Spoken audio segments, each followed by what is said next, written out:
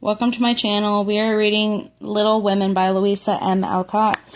We are actually on chapter 21, and this one I'm hoping is pretty good. You know, I think there's only 22 chapters in this. Don't quote me. No, there's more than 22. There's like 23 or 24. And I don't know. I really like this book so far. But yeah, I definitely recommend reading it. But yeah, so we're going to read chapter 21, Lori Makes Mischief and Joe Makes Peace. Chapter 21, Lori Makes Mischief and Joe Makes Peace. Joe's face was a study next day, for the secret rather weighed upon her, and she found it hard not to look mysterious. Meg observed it, but did not trouble to make inquiries. For she had learned that the best way to manage Joe was by the law of contraries. So she felt sure to be told everything, if she did not ask. She was surprised, therefore, when the silence remained unbroken, and Joe assumed a patronizing air which aggravated Meg, who, in her turn, assumed an air of dignified reserve that devoted herself to her mother. This left Joe to her own devices, for Miss March had taken her place as nurse. Amy be gone, Lori was only refuge, and much as she enjoyed his society,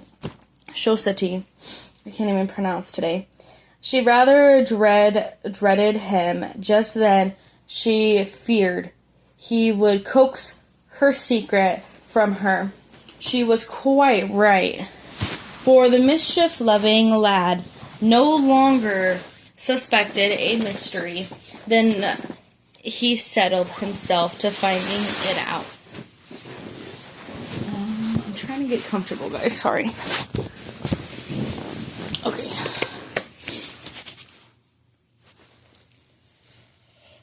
Then finding it out at last by dint of persuasiveness. I don't know. Perseverance. Oh my gosh, I can't even pronounce that word. Sorry, guys.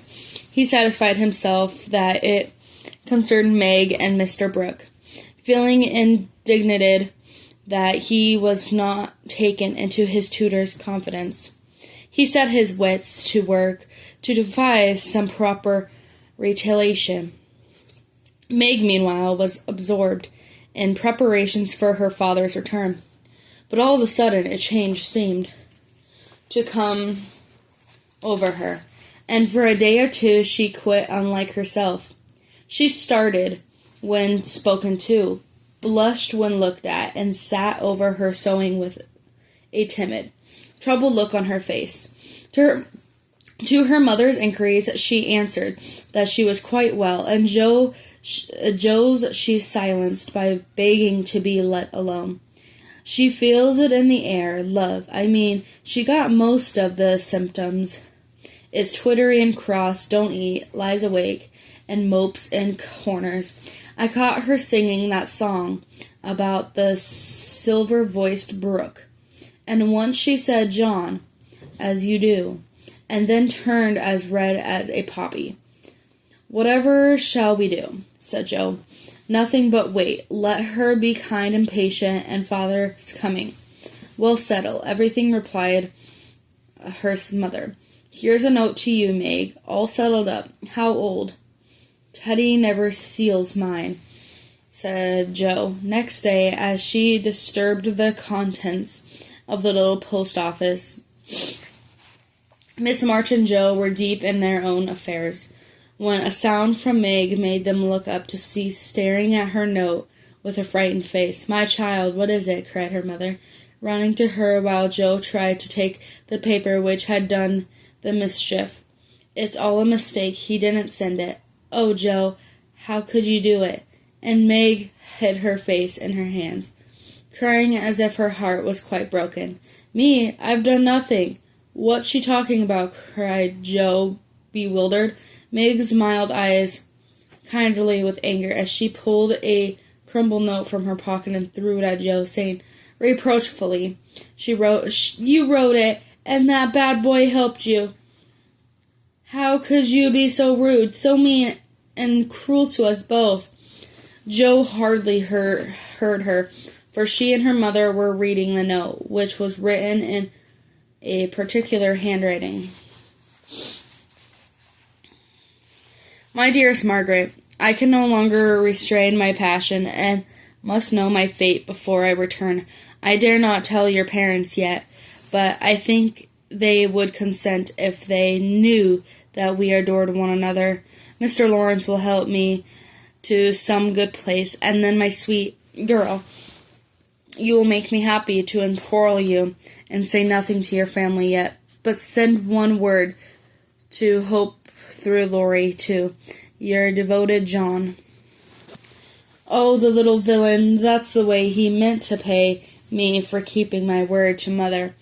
I'll give him a hearty scolding and bring him over to beg pardon," cried Joe, burning to execute immediate justice, but her mother held her back, saying with a look she seldom wore, "Stop, Joe, you must clear yourself first. You have played so many pranks that I am afraid you have had a hand in this." "On my word, Mother, I haven't. I never saw that note before," said Joe, so earnestly, and that they believed her. "If I had taken a part of it, I'd had done it before and have written a sensible note." "It's like his handwriting," faltered Meg, comparing it with the note in her hand. "Hush! Let me manage this, for it is worse than I thought. Margaret, let me the whole story," commanded Miss March, sitting down by Meg. "I received the first letter from Laurie, who didn't look as if he knew anything about it," begged Meg. "Without looking up, I was worried at first, and meant to tell you. Then I remembered how you liked Mr. Brooks, so I thought you wouldn't mind if I kept a little secret for a few days. Forgive me, Mother. I paid for my silliness now. I never can look him in the face again." "What did you say to him?" asked Miss March. "I only said I was too young to do anything about it yet, that I didn't wish to have secrets from you, and he must speak to Father. I was very grateful for his kindness, and would be his friend, but nothing more for a long while." Miss March smiled, as if well pleased, and Joe clapped her hands, exclaiming with a laugh, "You are almost equal to Caroline Percy, who was a pattern of prudence. Tell on, Meg. What did he say to that? He writes in a different way entirely. Tell me that he never sent any love letter at all, and is very sorry that my rudish sister, Jo, should take liberties with our name. It's very kind and respectful, but think how dreadful for me." Meg leaned against her mother, looking the image for despair, and Jo tramped about the room, calling Laurie's name.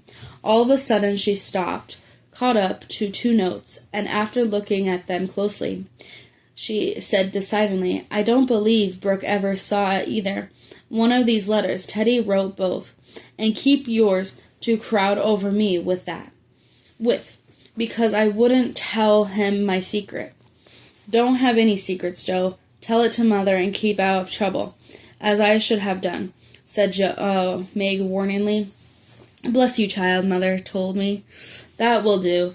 Joe, I'll comfort Meg while you go and get Laurie. I shall sift the matter to the bottom and put a stop to such pranks at once." Away ran Joe, and Miss March gently told Meg Mr. Brooks' real feelings. "Now, dear, what are your own? Do you love him enough to wait till he can make a home for you, or will you keep yourself quite free for the present? I've been so scared and worried. I don't want to have anything to do with lovers for a while."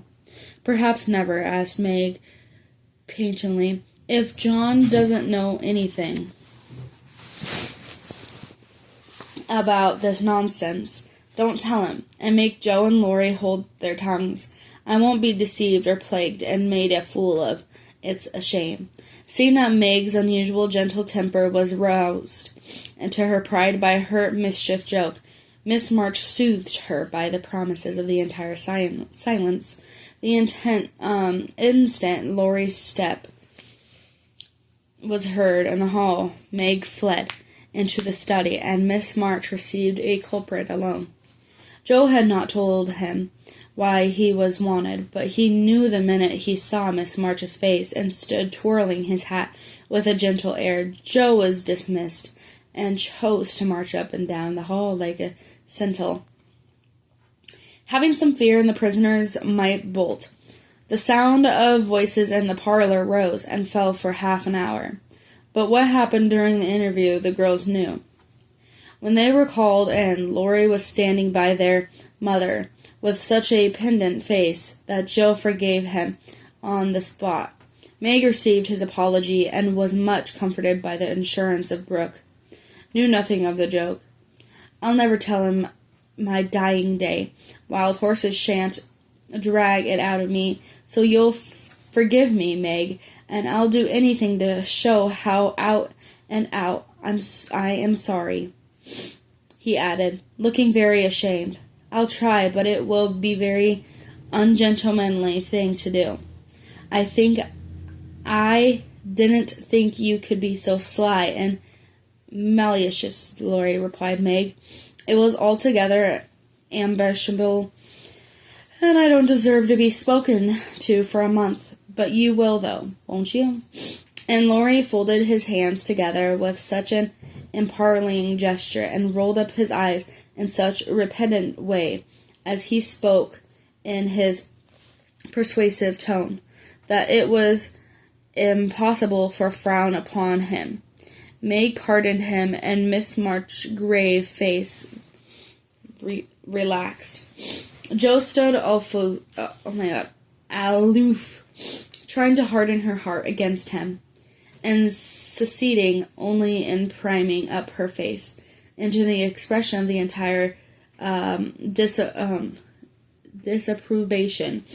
Joe looked at her once or twice, but she showed no sign of relating. He felt injured, and turned his back on her till the others were done with him, when he made her a low bow and walked off without a word. As soon as he had got in, she wished she had been more forgiving, and when Meg and her mother went upstairs, she felt lonely and longed for Teddy. After resisting for some time, she yielded to the impulse, and went over to the big house. Is Miss Lawrence in? Said Joe, of the housemaid, who was coming downstairs. Yes, miss, but I don't believe he's seeable yet. Why not? Is he ill? La, no, miss. But he's had some scene of Mr. Laurie, who is one of the tantrums, or about something, which vexes the old gentleman.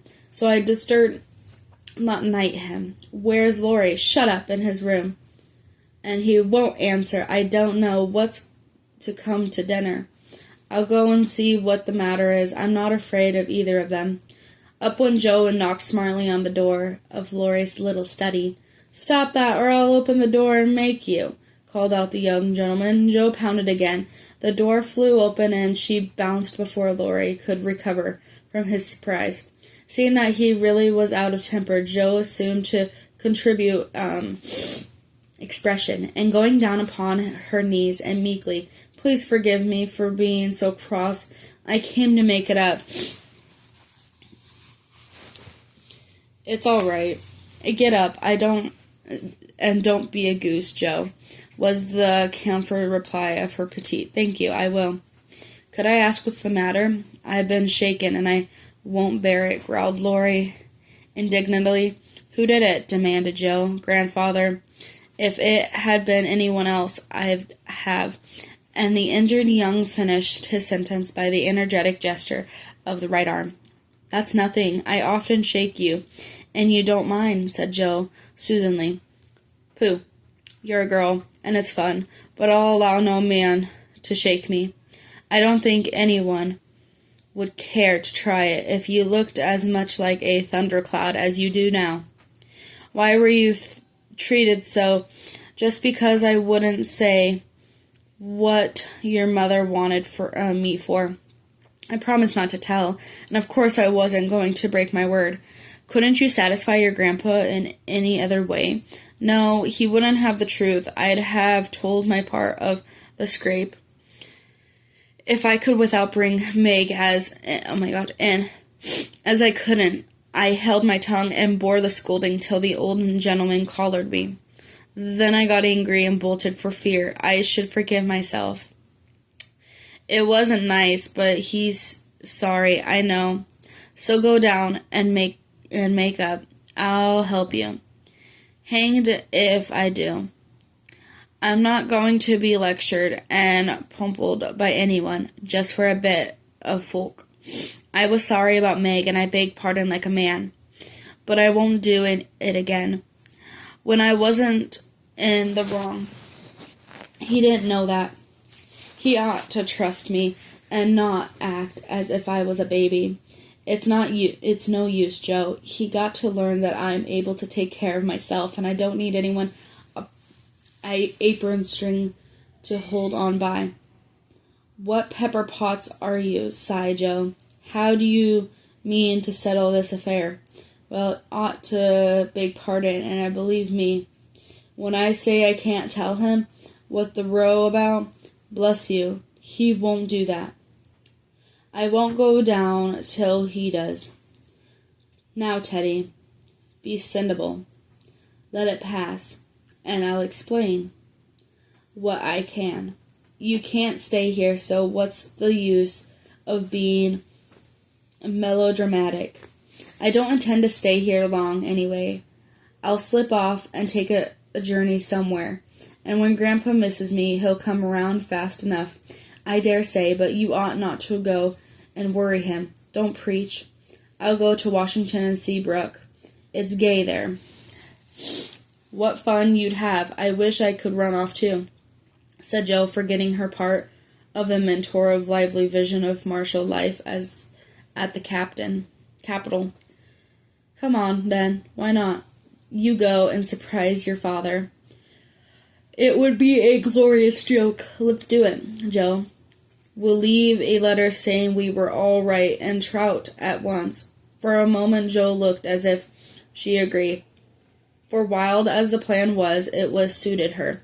She was tired of care and confinement, longed for change, and thoughts of her father blended temptingly with the novel charms of cramps and hospitalities, liberty and fun. Her eyes kindled as they turned wistful towards the window, but they fell on the old house opposite, and she shook her head with a sorrowful decision. If I was a boy, we'd run away together, and I have a capital time. But as I am a miserable girl, I must be proper and stop at home. Don't tempt me, Teddy. It's a crazy plan.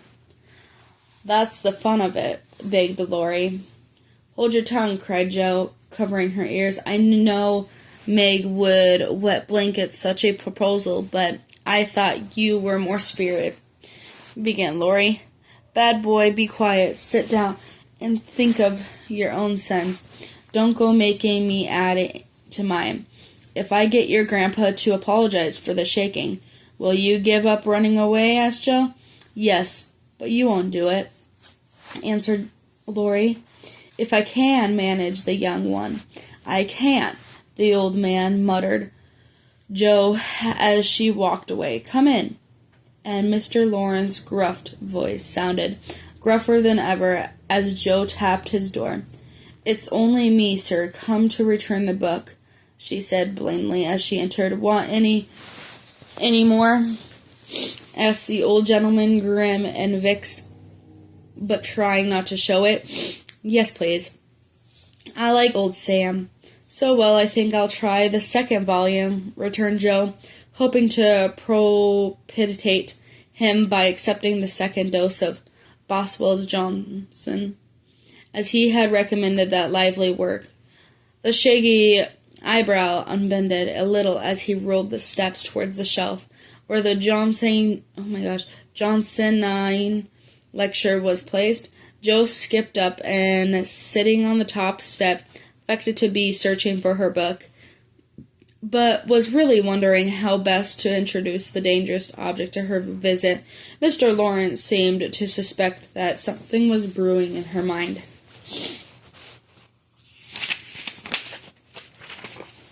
For after taking several brisk turns around the room, he faced round on her, speaking so abundantly that Rassel's tumbled face downward to the floor. "What has the boy been about? I know he has been in the mischief, but the way he acted when he came home, I can't get the word from him. And when I threatened to shake the truth out of him, he bolted upstairs and locked himself in his room. He did do wrong, but we forgave him, and promised not to say a word to anyone," begged Jo, reluctantly. "That won't do. He shall not shelter himself behind a promise from you soft-hearted girls.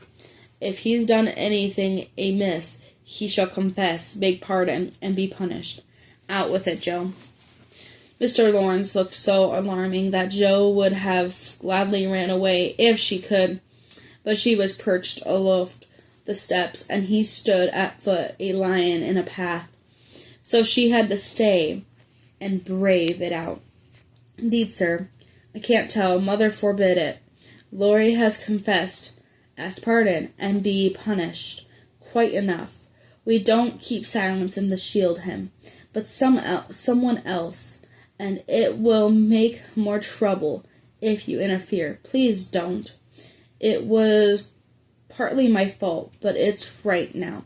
So let's forget it and talk about the Rambler, or something pleasant." "Hand the Rambler. Come down and give me your word that this harmful scrum boy of mine hasn't done anything ungrateful or imprudent. If he has, after all your kindness to him, I'll thrash him with my own hand."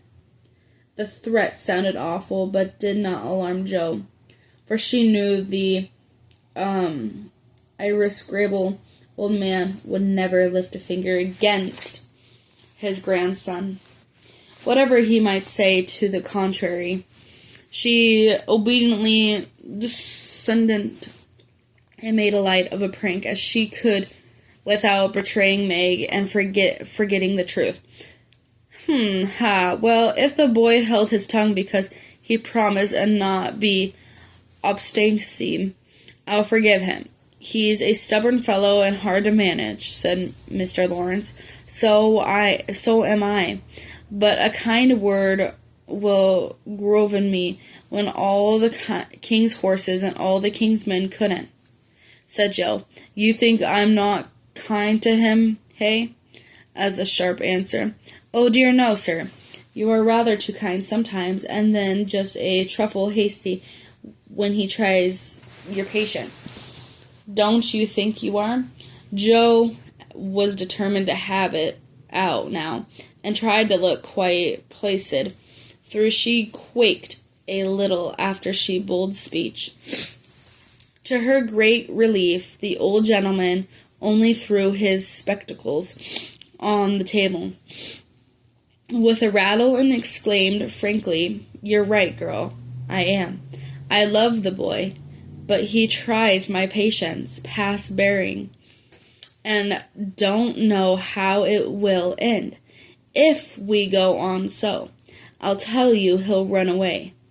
Jo was sorry for the speech, and the minute it was made, Mr. Lawrence's rudely face changed suddenly, and he sat down with a troubled glance at the picture of the handsome man which hung over his table. It was Laurie's face, who had run away in his youth, and married against the imperious old man's will. He won't do it unless he is very much worried, and only threatens it sometimes. When he gets tired of studying, I often think I should like it too, especially since my hair was cut So if you ever miss us, you may advertise for 2 boys and look among the ships bound to India. She laughed as she spoke, and Mr. Lawrence looked relieved, evidently taking the whole as a joke. "You hussy! How dare you talk in that way? Bless the boy and girls, that torments they are. Yet we can't do without them," he said, pinching her cheeks good-humoredly. "Joe, go and bring that boy down to his dinner. Tell him it's all right and advise him not to put on tragedy airs with his grandfather. I won't bear it." "He won't come, sir. He feels badly because you didn't believe him. When he said he couldn't tell, I think the shaking hurt his feelings." Joe tried to look pathetic, but must have failed, for Mr. Lawrence began to laugh. "I'm sorry for that, and ought to thank him for not shaking me, I suppose. What the dickens does the fellow expect? If I was you, I'd write him an apology, sir. He says he won't come down till he has won. A formal apology will make him see how foolish he is, and bring him down quite amiably. Try it. He likes fun. I'll carry it up and teach him his duty." Mr. Lawrence gave her a sharp look and put on his spectacles, saying slowly, "You're a slay, puss, but I don't mind being managed by you and Beth. Here, give me a bit of paper, and let's have done this nonsense." The note was written in the terms which one gentleman would use to another after offering some deep insult. Joe dropped a kiss on top of Mr. Lawrence's bald head and ran up to slip the apology under Laurie's door, advising him through the keyhole to be submissive, decorated, and few other agreeable possibilities. Finding the door locked again, she left the note to do its work, and was going quietly away when the young gentleman slid down the banisters and waited for her at the bottom, saying, "What a good fellow you are, Joe. Did you get blown up?" "No, he was pretty mild on whole. I got it all around. Even you cased me off over there, and felt just ready to go to deuce." He began apologetically. "Don't talk in that way. Turn over a new leaf." To begin again. "Teddy, my son, I keep turning over new leaves and spoiling them," he said dolefully. "Go and eat your dinner. You'll feel better after it. Men always croak when they are hungry." And Joe whisked out to the front door after that. Everyone thought the matter ended, and little Cloud blown over, but the mischief was done for, though others forgot it. Meg remembered. She never eluded the certain person, but she thought of him a good deal, dreamed dreams more than ever, and once Joe, rumbling her sister's desk for stamps, found a bit of paper scribbled over the words, "Miss John Brooke," whereat she groaned, feeling that Laurie's prank had hastened an evil day for her. And that is the end of chapter 21. See you guys in chapter 22. Thank you for listening, guys. Have a good day.